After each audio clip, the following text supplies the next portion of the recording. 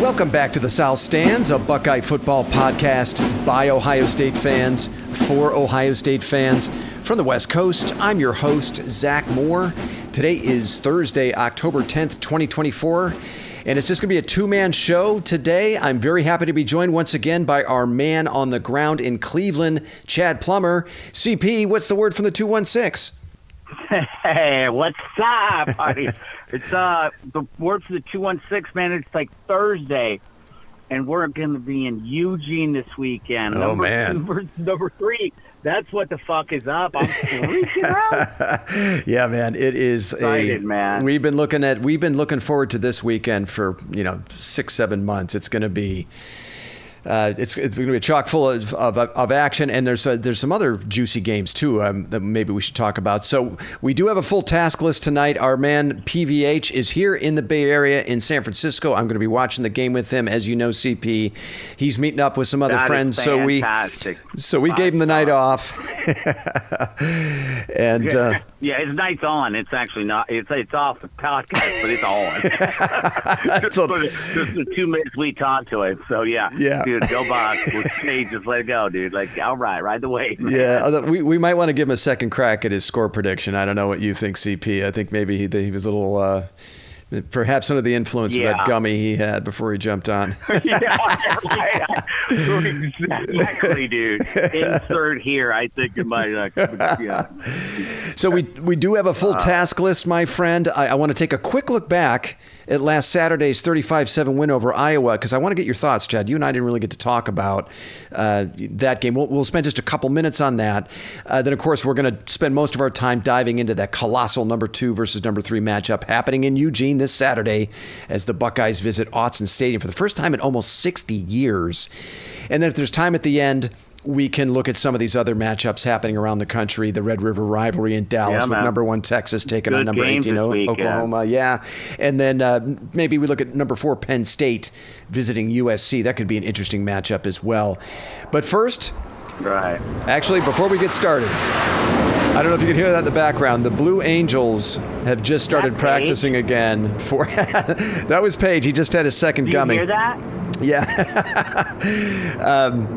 The Blue Angels are practicing. They just started practicing as we've started recording. So I apologize in advance to our listeners. Nice. You're going to be hearing jets in the background. They've been buzzing my apartment all afternoon. But let's have a quick look back, CP, at Ohio State's 35-7 win over Iowa last week. The Buckeyes took care of business. As predicted by your humble host, this was a rock fight for a couple of quarters as the Iowa defense frustrated the Ohio State offense early. The Buckeyes took a 7-0 lead into the half, but the Buckeyes turned up the heat after the halftime, scoring touchdowns on 4 straight possessions to pull away and make it a 35-7 win. Very impressive. Will Howard accounted for 5 touchdowns, 4 through the air, 1 on the ground. Emeka Egbuka had a career-high 3 touchdown catches. We saw another one-handed touchdown grab from Jeremiah Smith.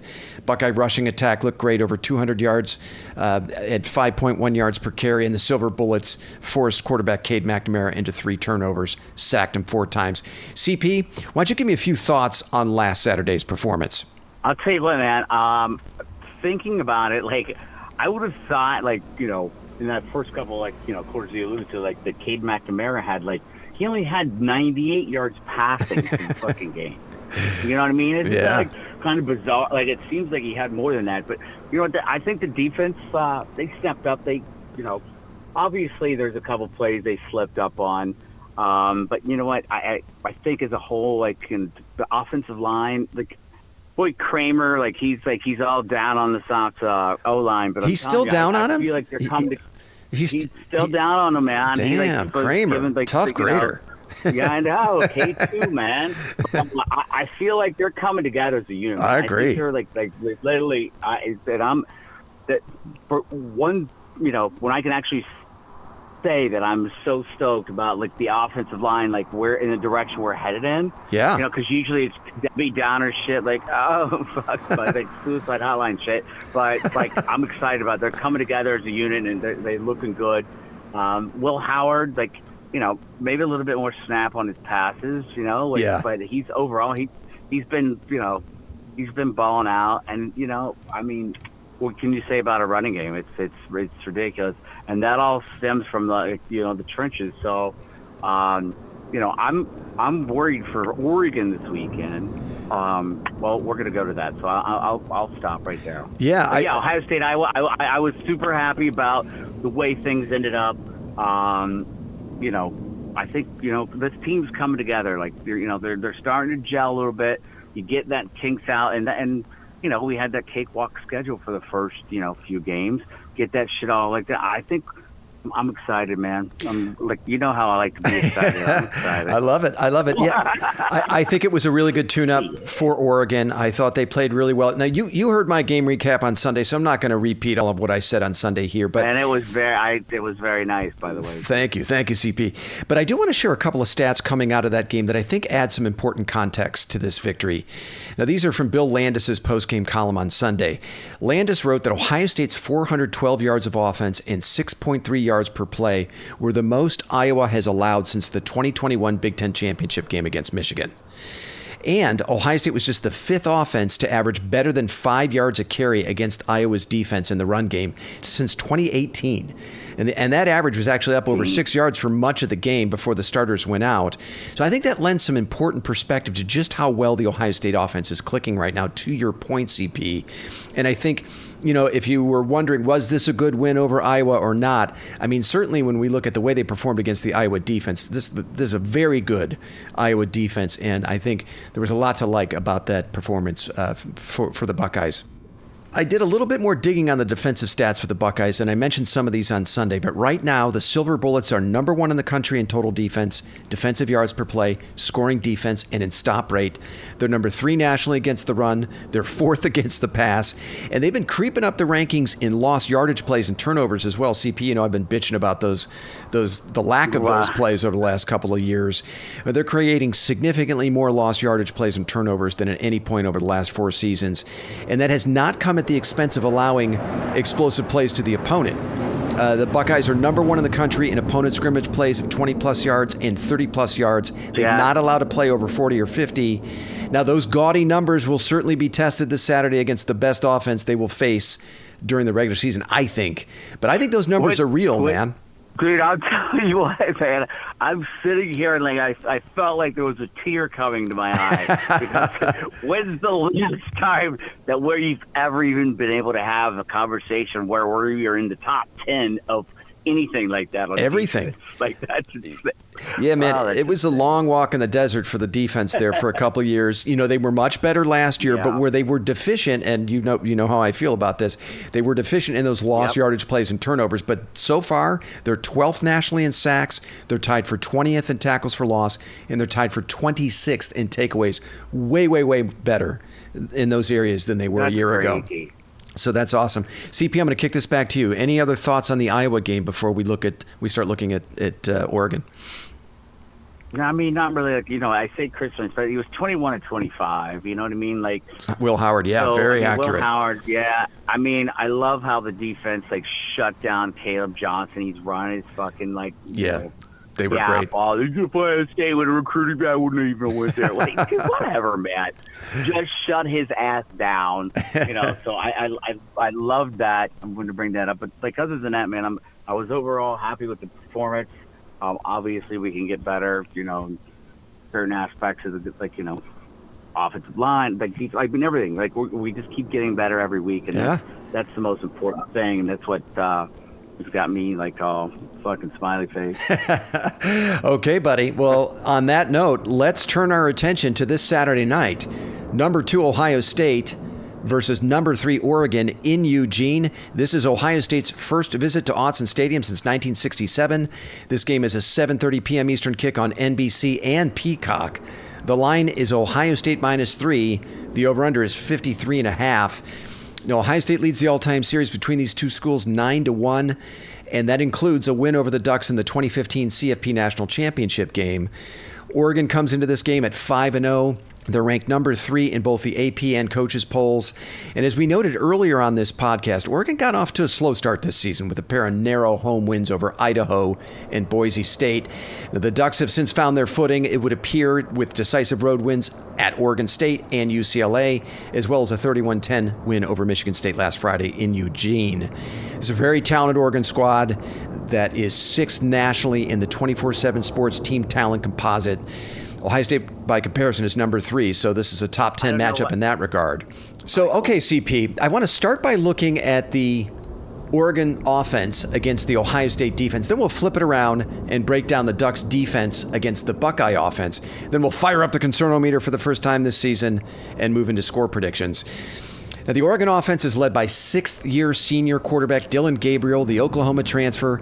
Gabriel comes into this game completing a staggering 78% of his passes for 1,449 yards, 11 touchdown passes, and 3 INTs. Gabriel also has 3 rushing touchdowns so far this season, to his credit. Now, Gabriel has a trio of really good skill players around him in junior running back Jordan James, who averages 6.3 yards per carry, senior receiver Tez Johnson, who leads the Ducks with 395 yards receiving and 5 touchdown catches, and senior tight end Terrence Ferguson, who averages 16.2 yards per reception. That's a lot for a tight end. Now, Oregon currently sits at number 25 nationally in total offense. They're 35th in offensive yards per play and 19th in passing offense. But they've struggled to run the ball consistently. The Ducks are only 67th in rushing offense right now, and their scoring is down significantly from a year ago, CP. Oregon finished 2023 ranked 2nd nationally in scoring offense at 44 points per game, but so far this season, their scoring has dropped to 35 points per game. So, CP, why don't you get us started? What would you be watching when Oregon has the ball against the Ohio State defense? Well, I'll tell you, like, one thing that I noticed, man, which is, like, you know, because I really haven't, like, spent any time watching Dylan Gabriel. I've just heard that, like, you know, the kid's legit, you know, gunslinger, you know, whatever.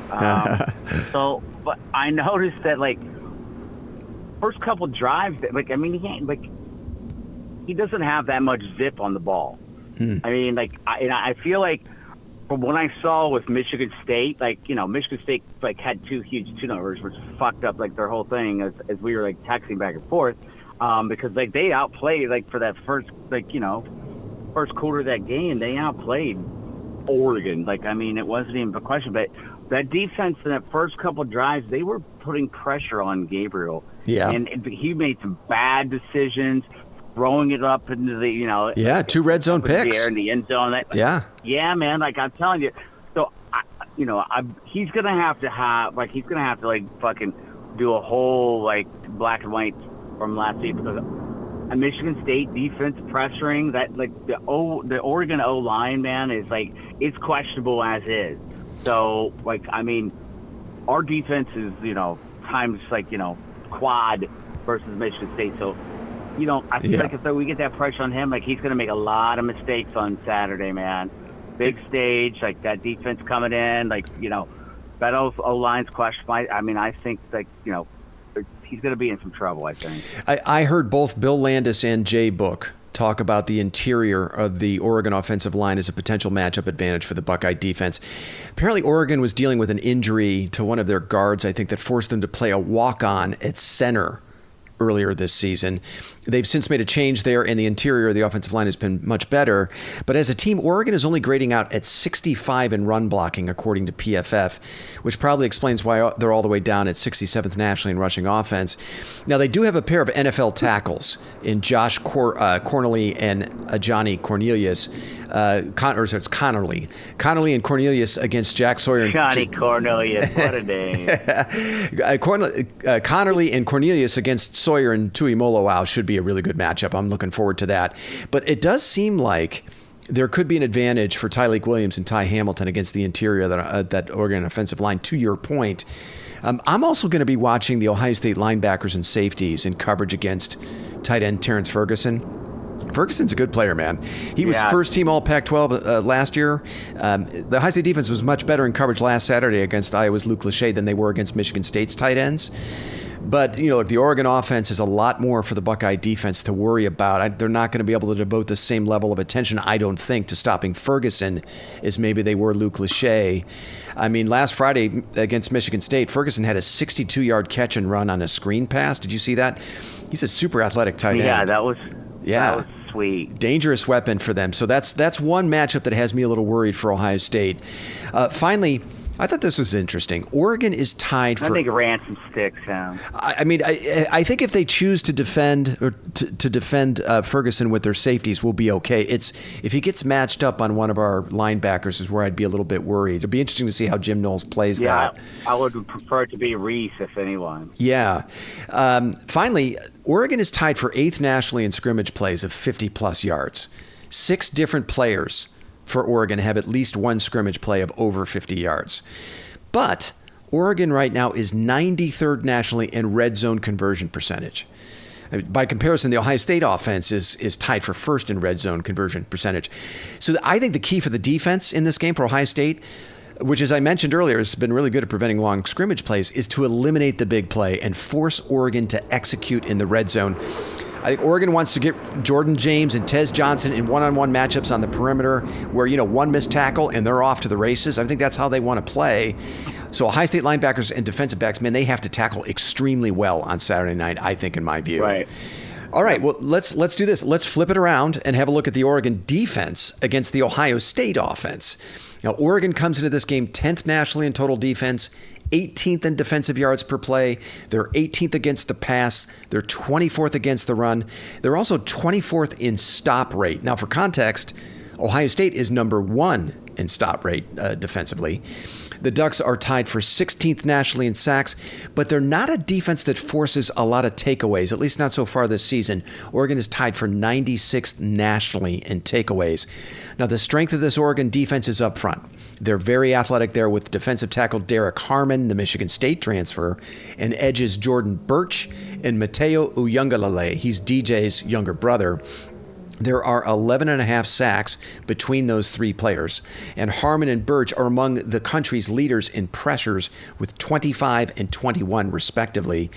But I heard Bill Landis say today that Oregon is actually only 47th in the FBS in pressure rate, which isn't bad, but it's not exactly overwhelming either. A couple other players to watch here in this game for Oregon on defense. Cornerback Jabbar Muhammad, the Washington transfer, is another player to watch. He's a very good player. He leads the Ducks in PBUs with 6.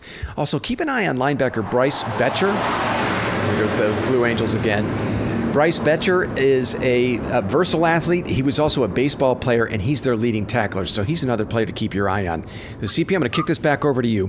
What will you be looking for when the Buckeyes have the ball against the Oregon defense? I mean, really, all I'm going to be looking at is how well the offensive line is executing, how they're getting out, how quick they're getting out the ball, they're not missing assignments, not making stupid fucking penalties, offsides, like I said, I alluded to earlier, they're coming together as a unit. I feel like that, this is going to be a test for them. Offensive line against.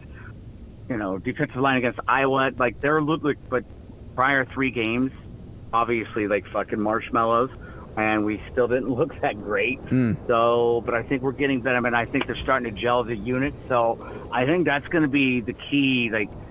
Our offensive line, the trenches, are they going to give, open up the holes for Trey and Keyshawn, and give Will time to throw the ball to our all-star fucking receivers. The Oregon defense had a rough night against Boise State's Ashton Jeanty a few weeks back. He's the best running back in the country.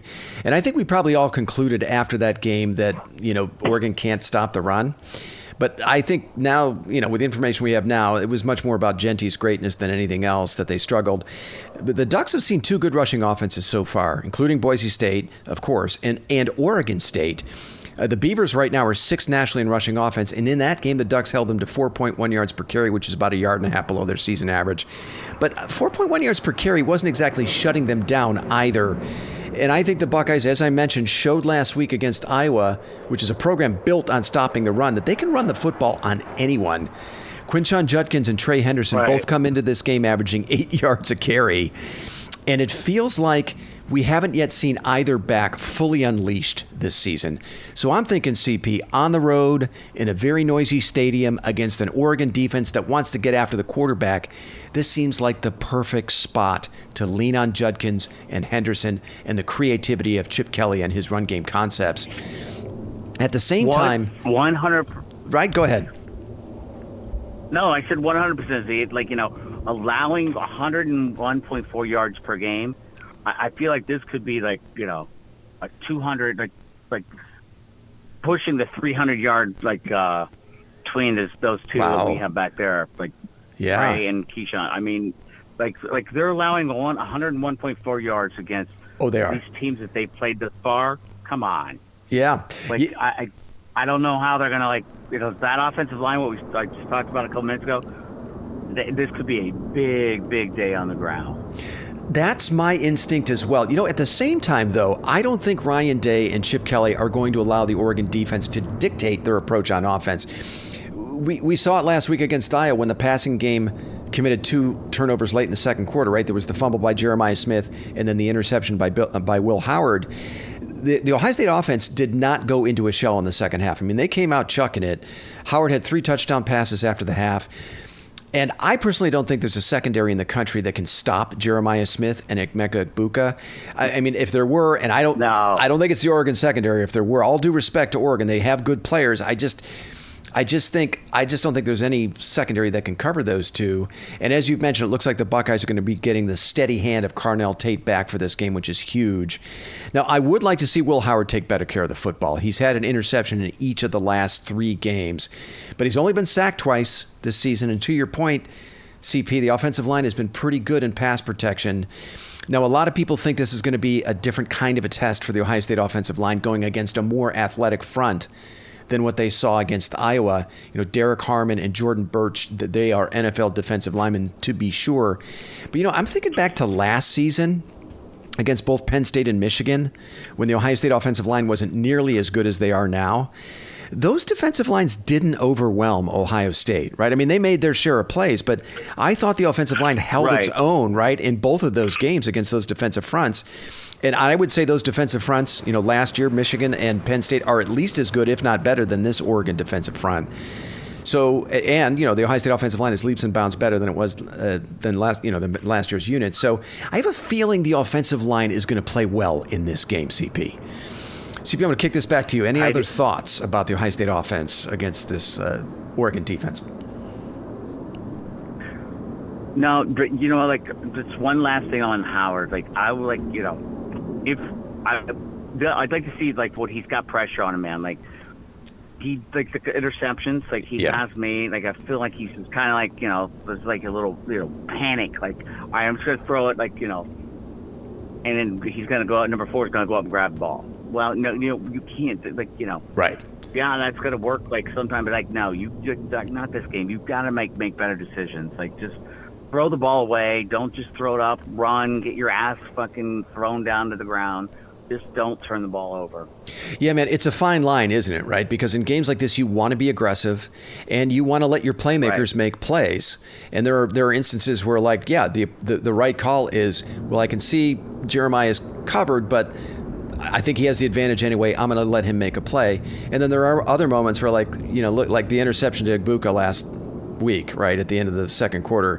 Egbuka was covered. The ball was not well thrown. It was not a good throw by Howard. So he's walking a tightrope there in that regard. He's got to be really, really sound in his decision-making in this game. Or props to number 2, which I haven't given for, he was balling out last weekend, man. Oh, man. So good.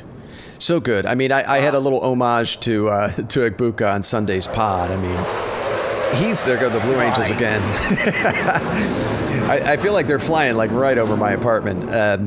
But yeah, he had three touchdown catches. All 3 of those catches, CP, were contested, right? He had Iowa DBs in his jersey. Man. Yeah, and he's going to leave Ohio State one of the most productive receivers in program history. And, you think about he had to bide his time, right? He came in as a freshman and he was kind of relegated to returning kicks because of, they had Jackson Smith and Jigba and Chris Olave, Garrett Wilson. Year 2, he got his chance as a starter and was very productive. But, he was in the shadow of Marvin Harrison Jr. the last 2 seasons, and then he had an injury he had to struggle through last year, and now he's in Jeremiah Smith's shadow, and here he is quietly, just one of the most productive fucking receivers in program history. I love it. Right, just producing, man. That's what's great. And Great. that's what these teams are going to see, like when they get ready for the NFL. And like speaking of getting jiggy with it, did you see that thing? I mean, not to get off like the Ohio State Oregon, did you see that play that he like created for Geno Smith on Sunday, where he like acted like the ball was up in the air and he was running under it, so like Geno Smith could like just like run down the entire field. That was great, dude. It was brilliant. I mean, he had the two DBs faked, and he had the one DB diving to try and break up this imaginary pass. Yeah, I know. It was awesome. It was that was amazing. Okie doke, man. Right, yeah. It was beautiful. Yeah. Yeah. Number 2, dude. He's like a baller, and he's gonna be like a huge asset to any NFL team. And I mean, like that's what we're doing with receivers. It's crazy, man. Yeah. Like, next level. Look at these kids are like, I want to go be like just, me. No, these kids are like coming here and be like, listen, we're going to share the ball. And they're like just everybody. Yeah. It looks amazing, dude. It's great. What really stands out to me is what all 3 of Ohio State's top receivers are doing without the ball in their hands as blockers downfield on the run game. Which has been great. Exactly. Yeah. It's like cracking. Like, well, I mean, like first thing they're doing, they're going out and looking to hit somebody. Like, and it's, their assignment, and they're picking it up. Like, like they've been doing this like for years. It's the little things, man. It's little things like that. That's how you win championships, right? It's your playmakers still understanding that they can influence a play without the ball in their hands. I love it. All right, CP, let's fire up the concernometer. Get us started. Now, before you do that, in our preseason preview of this game a couple of months ago, your concernometer score was only at 2.5. Is that where it still is today? That is fantastic. 2.5. 2.5. Yeah, I went back and listened to the pod. That's awesome. It's going to be a little bit higher than a 2.5, but I'm just going to add a 2 to the 2.5 and make it 4.5. 4.5. Okay. And if PBH were here, his concernometer was at a 6.5. And then based on the score prediction he gave us, which we'll share with our listeners in a moment, it sounds like his concernometer is way up. He originally said a 10, didn't he? Oh yeah, that's right. He did. He said it was he's back at a 10. But PBH was in somewhat of an altered state this afternoon. His original was 6.5. His original was 6.5. Yeah, and now it's a 10. Okay. So I don't know. Man. I feel like I'm debating with myself whether we share his prediction on the air here, because I feel like PBH was perhaps not in his right mind when we spoke with him a few minutes ago. We'll do Mescal Linda's score prediction, but we'll just probably just pass on by fast forward. Now, for me, when we looked at this game during the offseason, my concernometer. This is what I'm to hear right now. Yours back then and now. Yeah. So my concernometer back then was blinking red at a 10, but now I've got it at a 7. And I think that's still out of great respect for Oregon's talent and the environment of Autzen Stadium. Although, to hear people talk about it, I kind of feel like the environment in Autzen Stadium now is way overblown and overweighted in the way people are talking about this game. The big question I have here, CP, is why isn't Oregon higher in many of the stats that I shared with you today, right? I mean, they're the number 3 team in the country, right? Now, they 100% it doesn't add up. Even with all the analytics and shit. How are they number 3? I mean, I think we understand. They're still very good, and I think, look, they're clearly a very talented team. But what doesn't add up for me right now is why aren't they, as the number 3 team in the country, a team that is rated number 6 in the 24/7 team talent composite? Why aren't they higher in some of these offensive and defensive statistics? I mean, they've played. Right. They haven't really played that tough of a schedule, right? Boise State, very good group of 5 team, but after the Broncos, Oregon has played a bunch of overmatched opponents. Why aren't they in the top 5 or 10 in most offensive and defensive stats, like Ohio State is right now? So, in my mind, the statistical output just doesn't seem to match. Like I said, their number 6 rating in the 24/7 team talent composite. To me, Oregon's statistical profile looks a little bit more like a top 15 team than it does a top 3 team. So that's why I'm coming down a bit on the concernometer. Okay, buddy, let's get to some score predictions. Again, the line is Ohio State -3. The over-under is 53.5. CP, get us started. I mean, I'm going to go 47-28. Wow. 47-28. So it's a big, but I think that's what's. 40. You know what? Go ahead. Oh. You're rethinking it, I can tell. I'm gonna go 42-23. 42-23. Still a lot of points scored in this game, and you like Ohio State winning decisively. Yep. I love it. So we have a guest score prediction that Paige gave us, and I don't remember what it was. Do you remember what it was? Yes, I do. Mescal Linda, my girl out from the Denver, she's going 34-30, Ohio State. 34-30 from Mezcal Linda. I love it. And our friend Linda. our friend Paige has this. He sees this one a little differently. He gave us his score prediction a few minutes ago. He likes Ohio State in a tight, low-scoring slugfest. Ohio State 23, Oregon 21. We'll see if that's how. We'll see if that's how he feels about the game after he sleeps off the gummies tonight. Yeah. For me, I got Ohio State 31, Oregon 20. Now, I said during the offseason, this Buckeye team is built to win games like this. This is a veteran team with a proven track record. And I would be very surprised if CP, they have trouble handling the environment on Saturday night. In fact, I expect the environment to elevate their play. And I think the Buckeyes can win a game. Thank you. Right? I was going to say the same thing, bro. It's like, these guys, they came back for a reason, man. Yeah, they're getting paid, but that's the landscape of college football now. But they're that Michigan, the 105, they want that fucking shit, man. That's more reason I think than when they came back. Environment's gonna be like this on Saturday night. It's gonna get them this. Hey, all right. Yeah, I mean, so I like the point you made there, right? All these seniors coming back when they could have gone to the NFL, coming back for another run at a national title. There is a real sense of purpose and mission with this team. And I just have a hard time believing that something like a loud stadium or having to travel over 3 time zones is going to be the reason why they lose this fucking game. I mean, there's just too much at stake, too much talent, too much experience, too much veteran leadership. And I also think the Buckeyes can win a game in more than just one way. They can do it through the air. They can do it on the ground. They can lean on their defense. And as Paige said last week at one point, we have number 4, and they don't. I also think, right? I also think it's a huge advantage to have Chip Kelly on this coaching staff. He's no stranger to Autzen Stadium, right? And I think he's going to have his offense, right? He's going to have his offense ready to play in that setting. And I think more broadly, CP, Ohio State has a significant coaching edge in this game.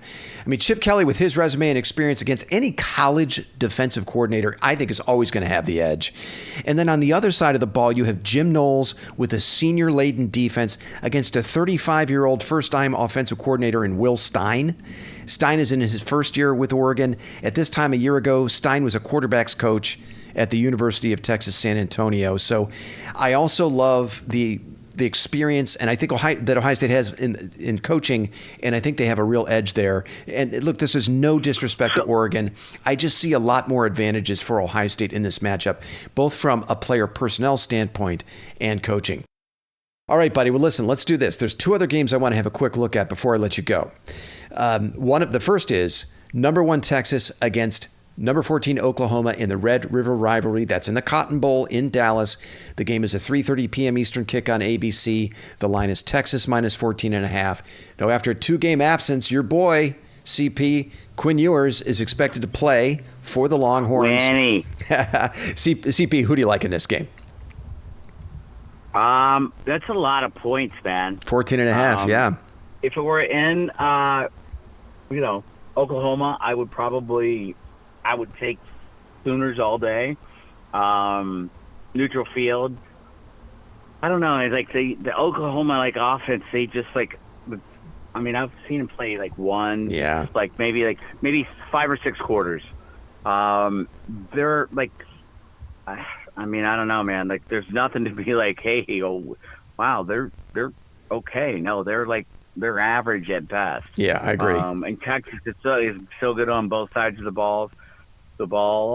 I think they cover the spread, man. I think they whip up on pretty bad.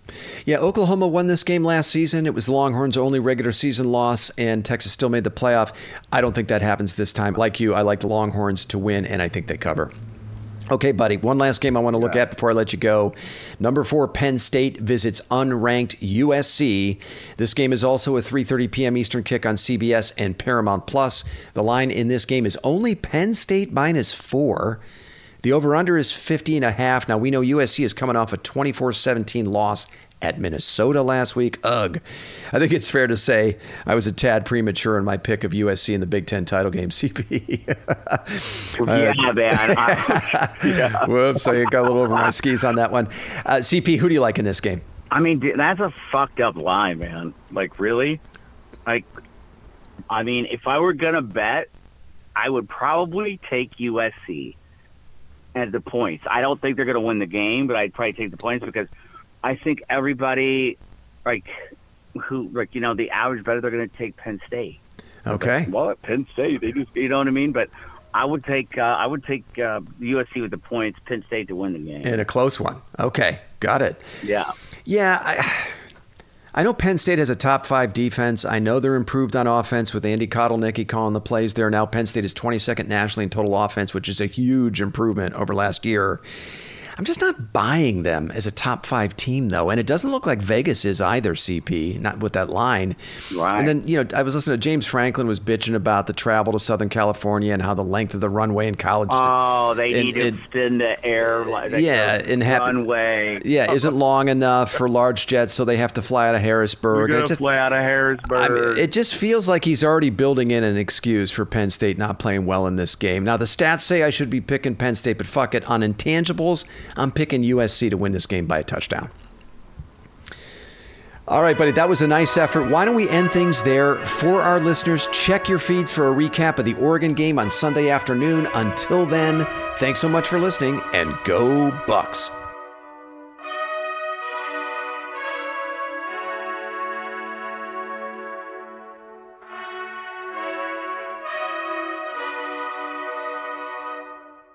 You've been listening to The South Stands, a Buckeye football podcast.